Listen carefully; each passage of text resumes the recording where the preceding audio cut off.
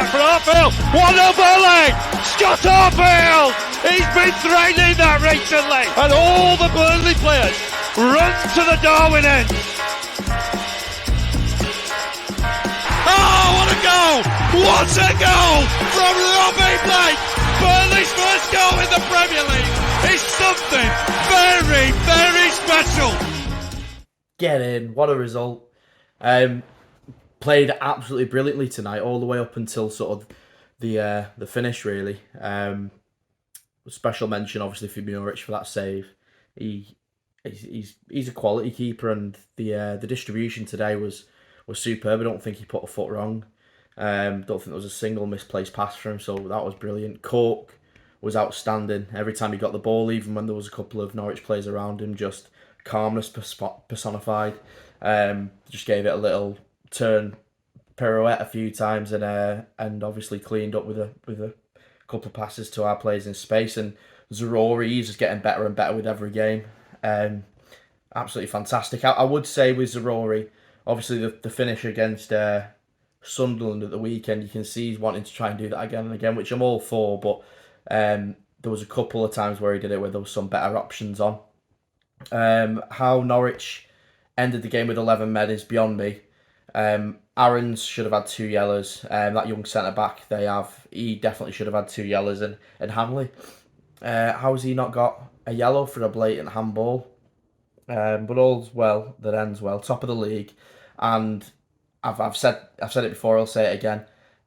With this result now, I can just see us kicking on and potentially running away with it. We look absolutely brilliant, and every single opposition fan, when I'm reading on forums or watching whatever they're putting out on social media or YouTube or whatever it may be, they're saying we're the best team they've seen playing this season in the Championship. So they can't all be wrong. But come on, get in.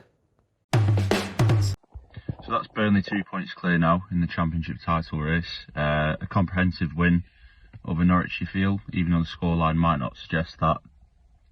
Burnley really did start to strut the stuff last night. The attacking displays under Vincent Kompany really starting to come to the fore now. One main thing for me was Anas Zaroury again. Max Aarons, a defender who's been linked with Arsenal, Manchester United, even Barcelona in the past. He really struggled last night. Zaroury was unlucky not to at least hit the target with that curling effort like the one that he did at Sunderland. And his header wasn't too far over either. That for me is a really key area now for the rest of the season. Him and Nathan Teller cutting in from that right hand side, along with Manuel Benson and Johan Berg Gudmundsson on the right. We've got some really strong options out wide now, and that's without Darko Cherlinov and Scott Twine coming back from injury. So you're kind of starting to see exactly what Vincent Kompany wants to do with his team. Another key area was, for me, Harry Murich in net.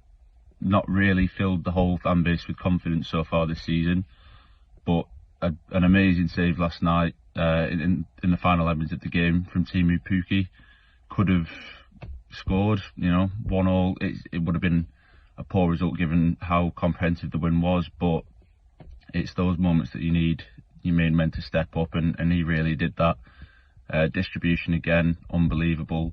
But now that he's shown he can do that in the big moments, hopefully Burnley fans will start to get behind him a bit more confidence in his sails, and really start to make his name as the Championship's best keeper. Before the game, it was 6 games from our next 8 at home. That you would feel is one of the harder games to get out of the way.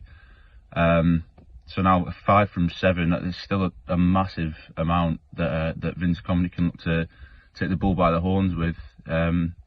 Obviously Blackburn are in there, but you've got the likes of Reading, who are starting to falter a bit, Rotherham, who surprisingly are doing quite well this season, but you'd still think that Burnley have enough in the tank to get past them. And then after Christmas you've got Middlesbrough and Birmingham, who lower half of the table.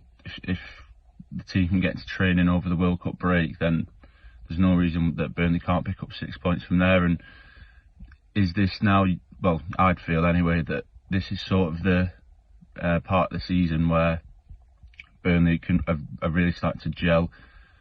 and with 5 games from 7 at home, if they can pick up maximum points from those 5 and even pick up a point in the other 2 away games, then does that create the bridge that sees Burnley rise to the top?